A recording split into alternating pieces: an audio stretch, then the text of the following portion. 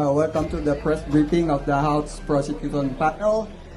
We have here with us now from our right, former Congressman Congressman Isabel Maria Zamora and Congressman Rods Gutierrez of the House Prosecution Panel. Okay, let's hear first the opening statement of our panel. Go on, please. As we always practice in this culture, let the ladies do it first. Kong Bell? Hi, good afternoon, everyone.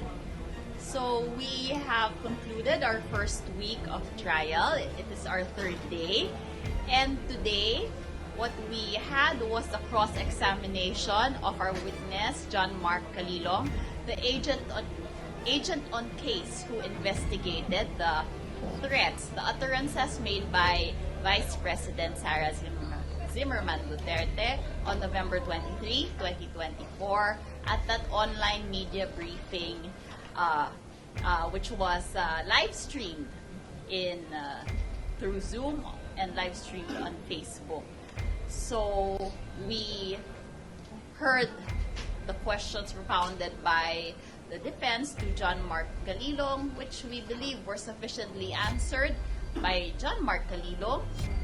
That's why our prosecution decided, or we decided, not to conduct any redirect examination anymore.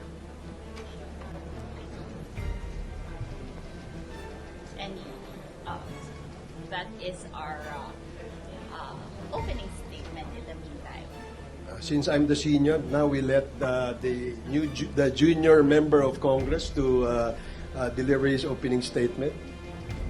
I think Prosecutor Zamora said it best, so I just want to say good afternoon and thank you for having us today.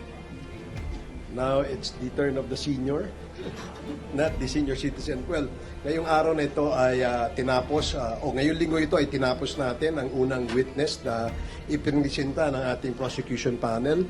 At nakita po natin dito sa day 3 ng impeachment trial na kung saan ay nagkaroon ng cross-examination, ay hindi po natibag o hindi nabutasan ang testimonya na inilatag o ibinigay ng ating witness, no, na si Agent Mark Calilong, John Mark Calilong. So isa pang pruweba na ito ay nagsasabi ng katotohanan because he was very consistent with all his statements from the beginning and even during the cross-examination, nakita natin na he was firm. At tinayuan niya yung kanyang mga binitawang mga pahayag o testimonya during the first day that he was presented as witness for the prosecution. So yan ay isang magandang development. At aming nakita na sa susunod na mga araw, mailalatag pa rin ang mga ebidensyang inihanda ng ating prosecution panel. Siguro, Kong Ace, banggitin ko kung ano yung nangyari kanina, no? Nung time po ng defense para mag-cross, may mga nilabas po silang mga dokumento. Sa tingin po namin, kasi gusto nilang questionin ang credibility at yung training ng ating witness. So natural naman na gagawin ng depensa na questionin ang kredibilidad ng witness ng prosecution, pero ito po wala naman pong na ipakita ang depensa na gaya ng sabi ni Kong Ace, matitibag ang statements na ginawa ni John Mark Calilong kahapon sa kanyang direct examination. Narinig din po natin ang mga tanong ng ating mga senator judges at lahat naman po ng kanilang katanungan ay nasagot ni John Mark Calilong from questions regarding his training, questions regarding the investigation he conducted, and questions regarding the threats which he investigated.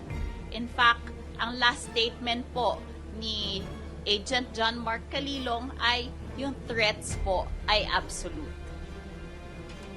Alright, we'll now entertain questions. Ina? Dun po sa trial kanina, a video of Attorney Zuleika Lopez was shown, and the prosecution plans to present her also as a witness in this article on grave threats. How will the showing of that video kanina po help in your presentation of the witness next week? Parang, Well, syempre hindi ko sasagutin ang aming strategy for next week. Pero siguro banggitin ko in relation to the video of Zuleika kanina, there are several clips na pinalabas po kanina. And sa totoo lang, para-pareho naman tayong nagtaka kung bakit ipinalabas ng depensa iyon. It was Senator Judge Risa Ontiveros herself who asked kung ano yung relevance ng video na ito. Parang ang point niya, sinasabi niyo ba na this prompted the Vice President's utterances? In fact, if I'm not mistaken, ang kanilang abogado ay nag-yes agad. Tapos nung pina-clarify or pina-reform ng ating presiding officer yung tanong, medyo binawi yata ng defense lawyer. So, yun lang po. Para sa akin, nakita natin no, na nakadagdag ng justification. If you recall, no, ang unang nagpasabpina kay Attorney Zuleika Lopez ay ang panig ng prosecution. And with the presentation of the defense kanina dun sa video clips, it made Attorney Zuleika Lopez very important, no? Which means justifiable yung paghingi o pagsabpina ng prosecution kay Attorney Zuleika Lopez. And yung kanyang testimonya na ibiniga o pinakita dun sa video makes it more interesting, no, for the prosecution to ask perhaps, no, yung ating bagong sinumpi ng witness kung ano ba yung relevance nung video na yon doon sa usapin ng grave threats. Ano yung relevance nung video na yon na pinakita ng defense doon sa sinasabi nating inciting to sedition that have been committed by the Vice President. And all this, no, will now be the topic when Attorney Zuleika Lopez will be presented or will be sitting in the witness stand. So yan ang napakahalaga na development sa ngayon. No? It helped the prosecution panel justify why we needed the testimony or why we needed Attorney Zuleika Lopez as the witness for the prosecution. So yan po ang magandang nangyari ngayong araw. I guess in addition to that po, just on the point of the order of the proceedings, I think it's very important to note na protected pa rin po yung rules of the impeachment court and tuloy pa rin yung proseso as per the rules. It's important to note, no, for the public viewing, medyo baka naninibago po sila, hindi to parang yung mga usual hearings na nangyayari sa Senado or sa Kongreso in which free-flowing po yung mga pagtatanong. There is a very rigid order to the presentation of witness. You have your direct and you have your cross.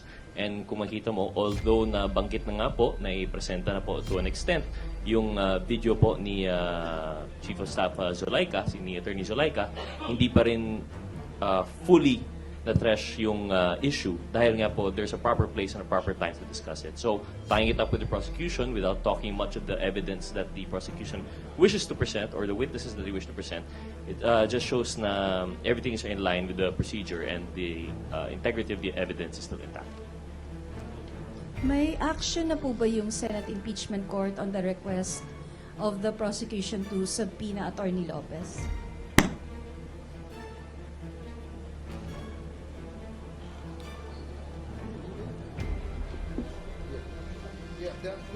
I believe the subpoena was issued yesterday, if I'm not mistaken. And earlier, before the adjournment of the court, the presiding officer mentioned that he clarified, no, whether the prosecution panel would like the impeachment court to subpoena Attorney Zuleika Lopez. And the response of the prosecution panel was yes. Indeed, we need the testimony of Attorney Zulaika Lopez, which made it more important after the hearing today during the cross of the defense panel. Sir, does that mean meron nang na-receive si Attorney Lopez na subpoena to appear next week? Yeah, but if that order was issued yesterday, perhaps, presumably, it was already received by the office of Attorney Lopez. Thank you. Good afternoon po. Yung pagpapakita po ng video ni Attorney Lopez kanina, did it help the defense's case? Or ano po ang palagay po ninyo dito? Did it justify the utterances of the Vice President?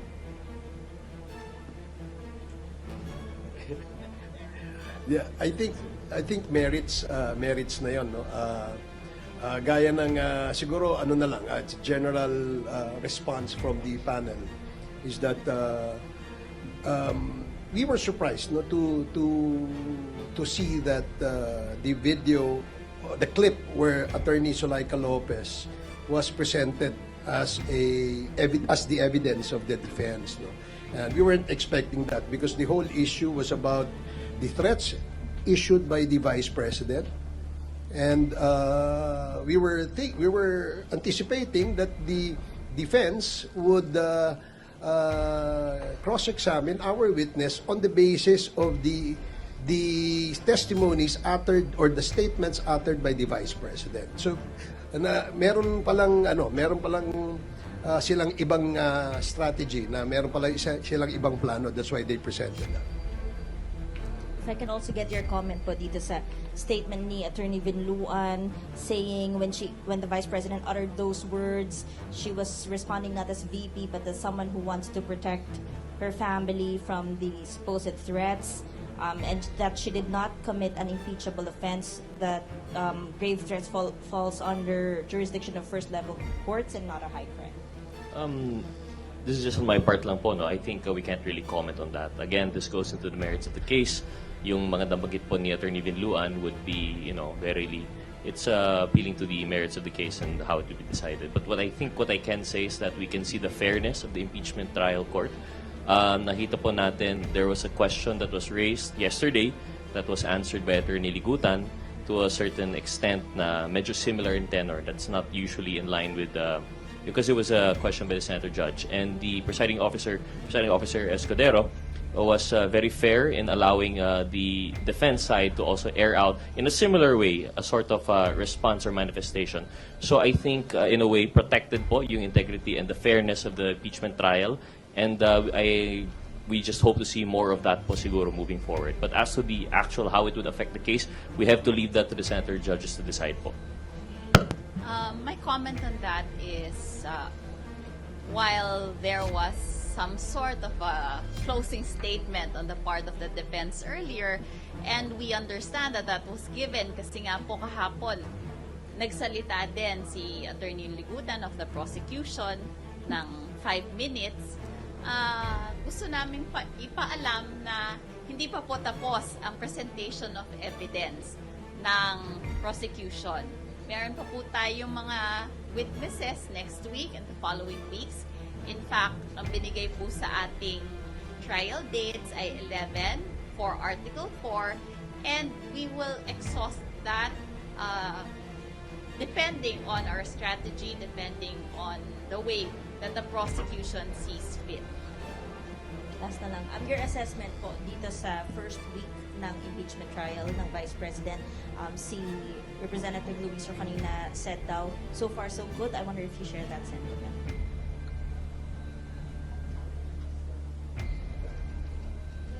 Who do you want? Anyone?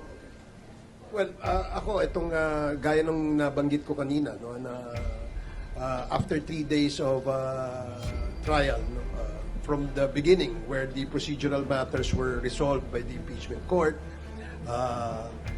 and day 2 when the witness was presented, and day 3 when the same witness was cross-examined by the defense. Ang masasabi ko lang overall, no, so far ang prosecution panel has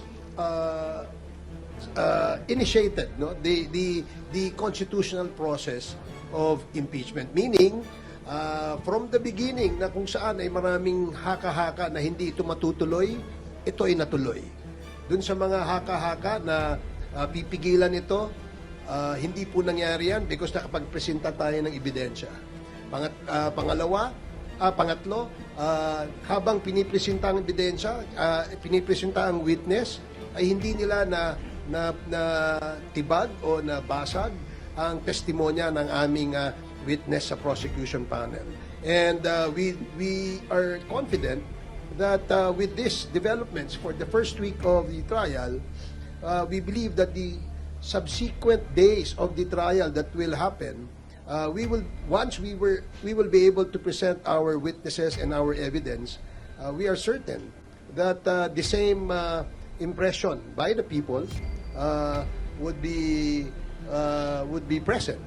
Meaning, ganun ang pagkakalatag ng aming ebidensya at ng aming prosecution panel. Tuloy-tuloy po ito. At itong prosesong ito, hanggang sa dulo, dapat po matapos natin ito. Tapusin natin itong prosesong ito. Kung, just ano lang po, sino sa inyo po yung pwedeng sumagot? Just a reaction lang po sa kanina sa cross-examination. Sinabi kasi, or parang pinuna ni Senate Presiding Officer Chis Escudero, si Attorney Amando Ligutan at sinasabing, kasi nga sunod-sunod yung kanyang objection at sinasabing tila frustrated si Attorney Ligutan. So, ano po yung reaction niyo? Well, you know, in any court case, in any trial, nangyayari naman po yan talaga between lawyers. Siguro gusto namin din ipaalam sa lahat na ang isang trial ay hindi napapanalunan sa daming mga motion mong na gagrant ng judge o ng justice. O hindi ito paramihan ba ng points. So, ang importante po dito, at the end of the day, is mailabas yung ebidensya and understandably mag-o-object ang opposing counsels. Nangyayari talaga yun during direct exam, cross-exam. Ganun po talaga ang proseso. Kapag nakikita po ng mga abogado na may some sort of maybe violation of the rules on how we present our witnesses. So, naturally, may nakita ang prosecution kanina na ka-object-object sa pagtatanong ng defense counsel, kaya po nag-o-object. Kahapon naman din po sila, sunod-sunod naman din po ang objection sila. Gano'n lang po, sa totoo lang, trabaho yan ng mga abogado. Or hindi naman po yun frustrated? Well, you know, Attorney Ligutan is a seasoned lawyer. Kulang pa po yan, sabi nga nila, sa kanyang ginagawa in a normal case. Po lang, no? Nakita naman natin na talagang preparado yung ating prosecution panel, no? From our public prosecutors and sa private prosecutors, patuloy yung kanilang pag-aaral, patuloy din yung kanilang preparasyon. In fact, wala na nga mga tulog itong ating mga prosecutors. Mo, kahit na walang tulog, magandang babae at magandang lalaki pa rin sila. No? That only means that they're confident that they're going to win this case. No? The best part here is that they came prepared and their preparation is paying off. No? Nakikita natin, ang tao ay namumulat sa katotohanan at namumulat dito sa ebidensyang ipinisinta. Just to add lang po, no, not necessarily in that point, but just to answer the question. Of course, as Kong Zamora has already mentioned, it's really part of the process. We also saw it yesterday in the part of the defense, no? Na the lawyers, it is their job, it's their duty to their client to zealously protect and to defend their cause. So talagang lalabas po talaga yun. It's but normal in the process to have these objections. Kahit na marami yan, it's because they have to safeguard really the cause of the interest and cause of their clients. But with that, it's also but normal that lalabas rin yung personality ng lawyers. Just to answer the question po, no, yung, if you were asking if talagang frustrated po sa pagkakakilala ko working with Attorney Virgil, hindi po, he's just very passionate.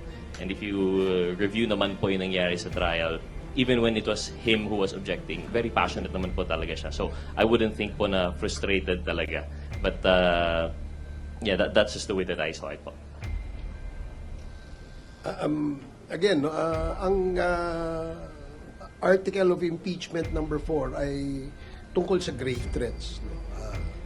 Ito ay hindi ordinaryong pangyayari, no? Lalo na kung ito ay manggagaling sa isang mataas na opisyal ng gobyerno. Yun ngang ordinaryong tao na nagbabam joke sa eroplano o sa airport, talaga namang pinipigil, hinuhuli at kinakasuhan ng mga parusahan. Ganon din naman yung mga sisigaw ng sunog sa loob ng sinihan, no? These are crimes that has to be seriously punished, no? Kaya mas lalo na kung ito ay binigkas o binitawan ng isang mataas na opisyal ng ating gobyerno. Walang lisensya ang sino man sa ating gobyerno, ikaw man ang pinakamataas na hinalal ng taong bayan, ay walang lisensya para gawin mo ito. Good afternoon po. Of course, not to put emphasis on the score or kung victorious po ba yung first week po ninyo, but would you say that hawak po ninyo yung momentum, let's say? Hawak po niyo yung momentum after the first 3 days of the trial? No, I wouldn't say that, but I would say that it was a good week for the prosecution.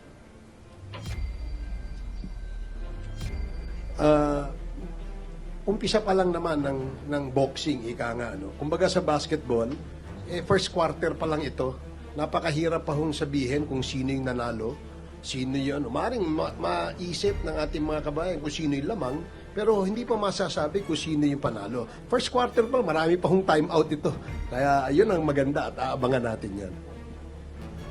In addition to that lang po siguro, and I think we've noticed that po no, since day one, medyo if we look at public perception, naging tali na po yung nangyayari dito. Nagbibilangan po ng puntos, kumbaga. But I think it's very important to remember na this is not the process, the whole process of impeachment trial is not about yung paramihan po ng mga motion that is granted or paramihan po ng puntos na binibilang po ng ating mga kababayan na nanonood. But it's actually about the quality of the questions that are being asked, and then whether or not, the question really ultimately is whether or not, at the end of the day, evidence is left standing. So it's all about whether the foundation of the evidence is laid out properly and that the evidence is laid out in a clearly understood manner. As to whether or not that was achieved for the prosecution this week, we cannot say. Of course, that's on the merits and it's up to our senator judges. We wouldn't want to say anything that would tend to prejudge the case. But all we can say is that, like Attorney Zamora said, Kong Zamora said, it was a good week for the prosecution.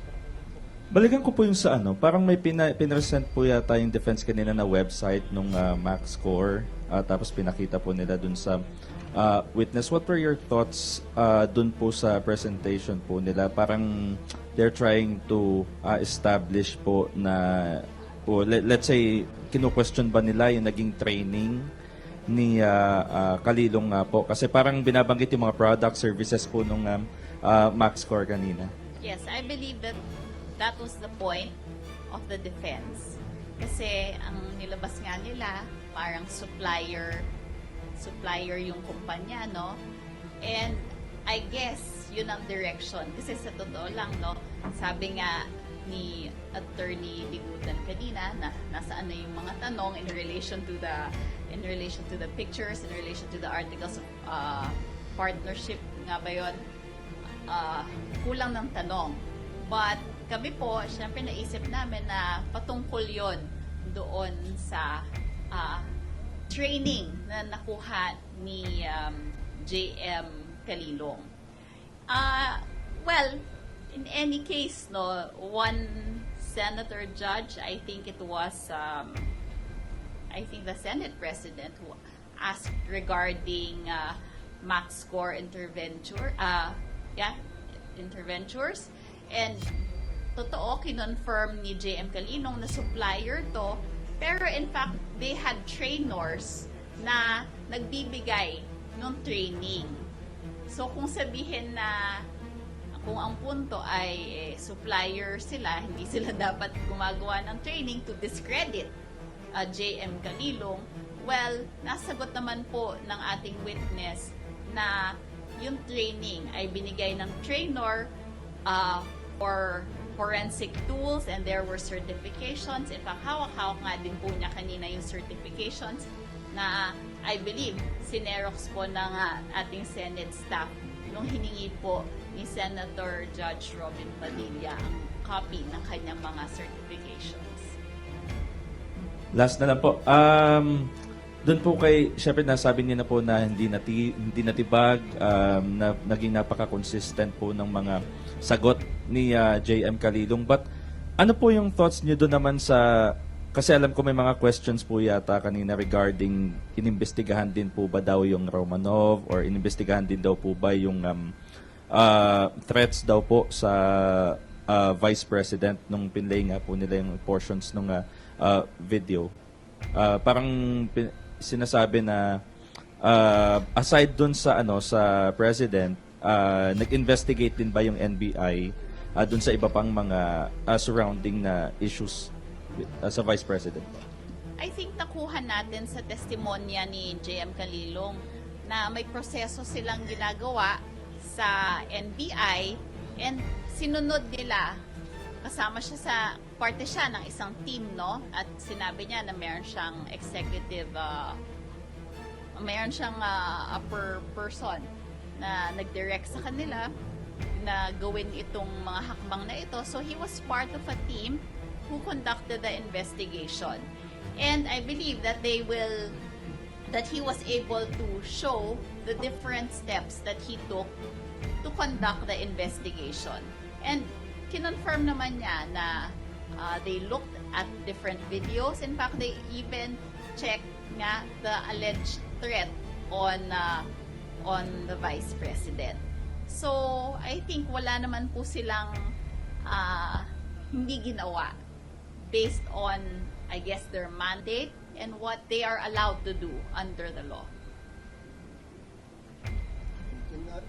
In other words, the witness presented by the prosecution was not impeached.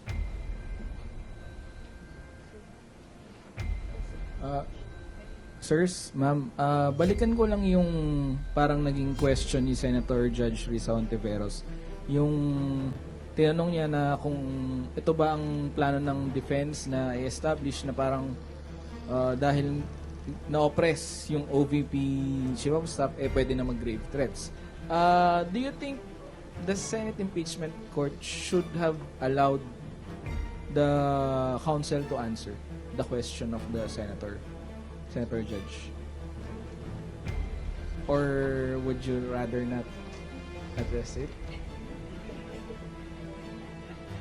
I think we have to respect the process. We are an impeachment trial. We are prosecutors before a panel of judges, senator judges, and their decision on this matter is absolute and ultimate, and that we would respect whatever decision they would make.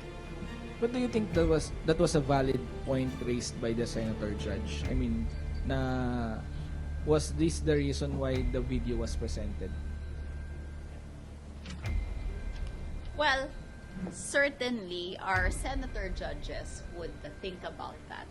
Kasi bakit nga naman nila ipinapalabas yung video ni Attorney Zulaika Lopez noong gabi na yon, prior to the statements made by the Vice President. So anong connection, di ba? Anong relevance? And I'm sure pare-pareho naman tayo, naisip natin yun na siguro yun ang punto ng kanilang depensa.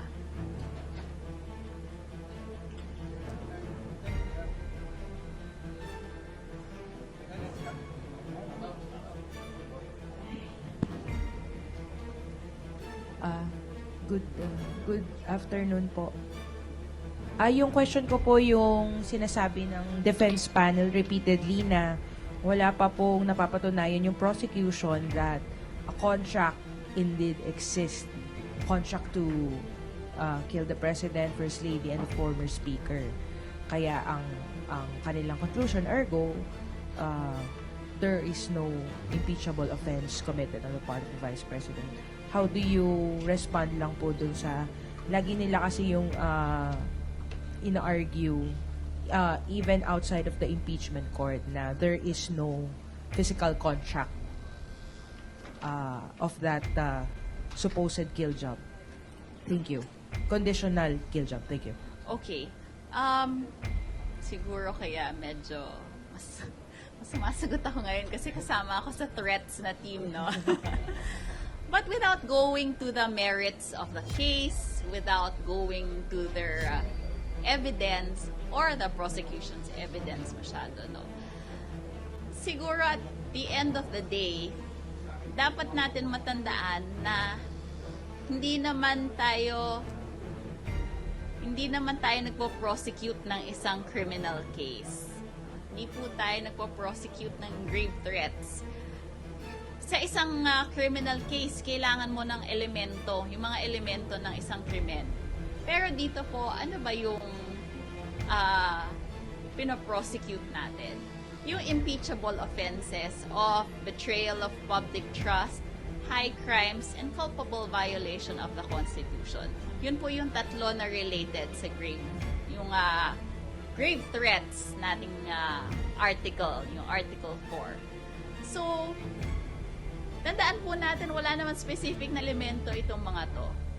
Ang sinasabi natin, ang actuations ng Vice President in relation to that November 23, 2024 video ay or constitute betrayal of public trust, or she betrayed the public trust dahil sa kanyang pagbabanta sa buhay ng Presidente, ng First Lady at former Speaker of the House. This is a very general term, no? Betrayal of public trust. So wag po natin tignan ng specific elements ng isang crime under the revised penal code. So, having said that, contract or no contract, given the actuations of the Vice President, your allegation still stands. Would that be correct? Your allegations will still stand regardless if there is physical contract or not. Would that be correct? Okay, the allegation that there was an impeachable offense, yes, contract or no contract, it is our position that her utterances made on November 23, 2024 constitute impeachable offenses of betrayal of public trust, high crimes, and culpable violation of the Constitution. Thank you, ma'am.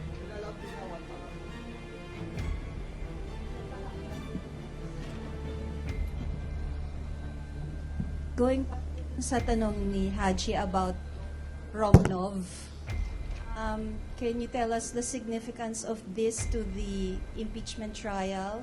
Na-establish po ba na meron ngang Oplan Romanov? And what can you say about it being mentioned by the defense during the trial?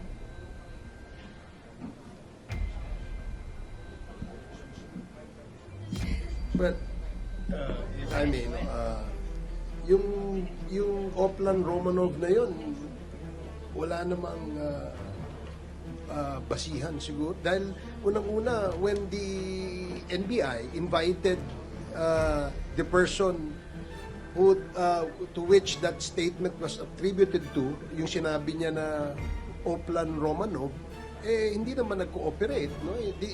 They did not cooperate with the NBI kasi inimbitahan sila, hindi sila nagpunta to shed light on the issue. Kasi this is a serious story that needs to be investigated then. No? And unfortunately, hindi naman nagko-cooperate yung nagsasabing merong ganyang klaseng plano. So where do they start? Perhaps the NBI conducted their own investigation. I don't know what happened to that investigation. Maybe as we speak, meron silang report that they get confident. I really don't know.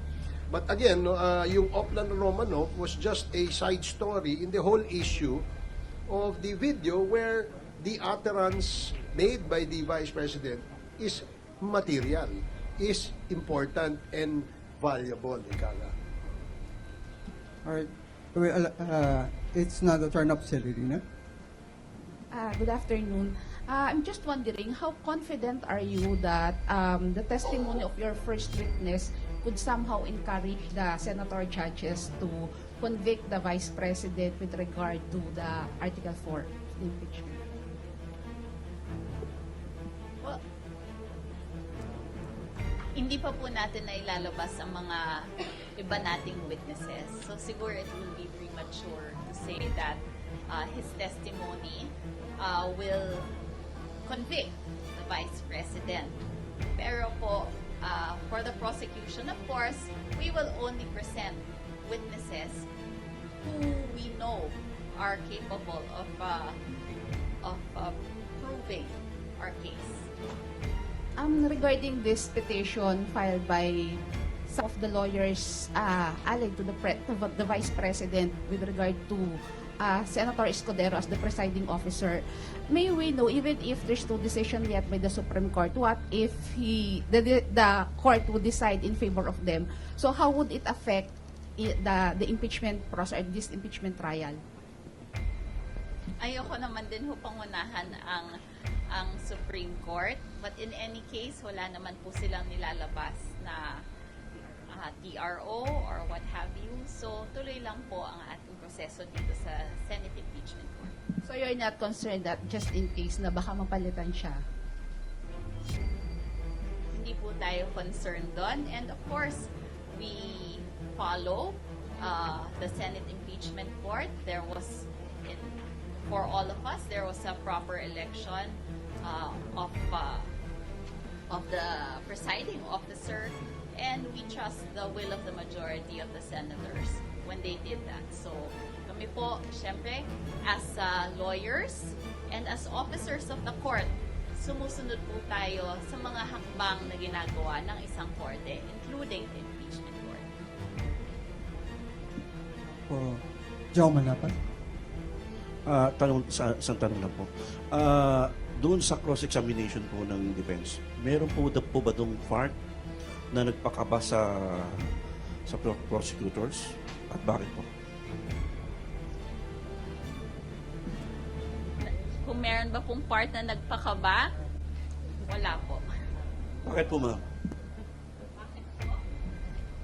Well, nakita naman po natin na magaling, consistent, ang competent ang ating witness na si J.M. Calilo.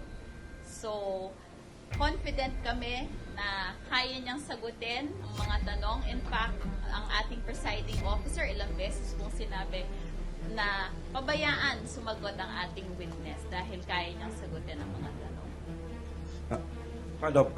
Second question ko po ay lumabas po yung video nung di mo na yung pagbabanta ni BP Sara nung panahong kino-contempt si Atty. Lopez. Kung sakali po na pumalag ulit o may pumalag ulit o tumanggi si Atty. Lopez na pumunta sa impeachment court, ano po posibleng mangyari?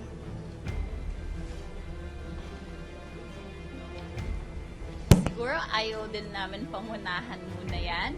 Hintayin na lang po natin kung dadating si Atty. Lopez sa day kailan po nakaschedule siya to be our witness. I believe next week po, she will be the second witness. Okay, we'll entertain two more questions. To Prosex and to spokes barbers po. Ma'am, on the contract and or no contract when it comes to hiring an assassin, on its criminal nature lang po, hiring as an assassin, does it even require an actual paper where the supposed hired assassin would swear that he would kill someone or whatever, the details na nakalatag po? For it to even exist, that's my only question, ma'am. Thank you po. Wala pa ako nakitang nangyaring gano'n, no? Na kung saan ang isang kriminal ay may kontrata. No? If indeed the person is a assassin or is an assassin, wala naman siguro kontrata yan. Di ba? Wala naman siguro ding pipirma. Halimbawa, hindi tumupad sa kontrata, didemanda mo ba siya ng breach of contract? Di ba? Hindi. So I don't, honestly, walang kontrata na dapat tingnan among the contracting parties and the person the party involved. Okay. Well, of course, tama po si Kong Ace, no, na I'm sure wala pang nakagawa na may written contract relating to the hiring of an assassin. I mean, as lawyers, no, O wala pa tayong nahawakang ganyang kaso. And ito this is not from a prosecutor, but as a lawyer.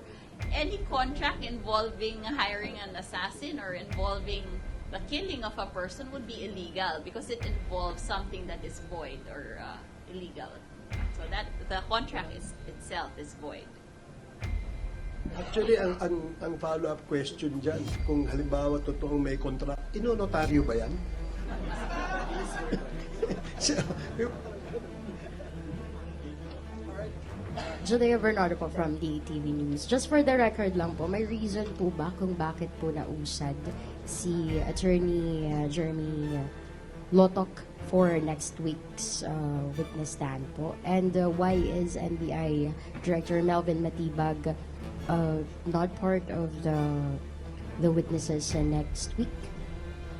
It is really a matter of the prosecution strategy, or the prosecution and the threat team strategy to have Attorney Lotok on Monday.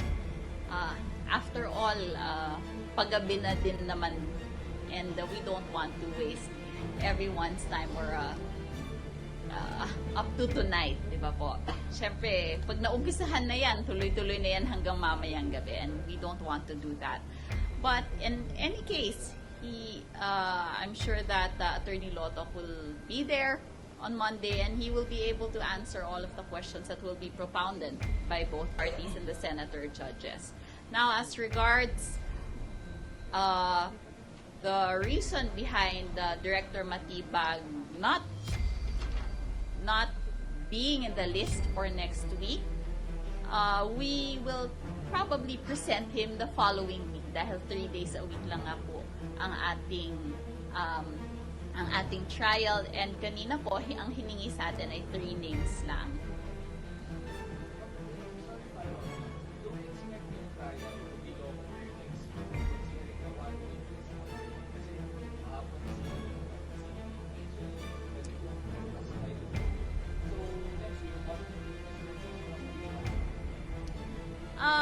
Alam mo, depende po yan sa testimony ng witness at syempre sa kung gaano kabilis o kabagal ang mag-present ng mga abogado ng testimonya ng witness. So, hindi natin masabi na mas mahaba yung kay Canilo o yung kay Lotok, but we will see. I think we have to consider also po na there's no strict limitation. Yung 1 day per witness rule, it's the other way around. No? The ideal is that the witness's testimony would be dispensed with within 1 day, not necessarily na 1 day isang witness lang po. As you would recall, in fact, what was supposed to happen earlier was a second witness was to be presented because we already had the first witness today po. No? But what we have to remember po with this process is that it's not exactly, you can't base it on the previous witness. It is not predictable, especially na the line of questioning will evolve po, no? Together with the cross, the redirect, and the recross. It really depends on what has transpired in the previous segment. So we really can't tell. But what we can say, based on what the prosecution has mentioned a while ago, is that they will maximize po the trial dates. And so far, that is what we see. Okay, on that note, we want to thank our panelists and our friends from the media. Thank you. Okay, good evening. Next week.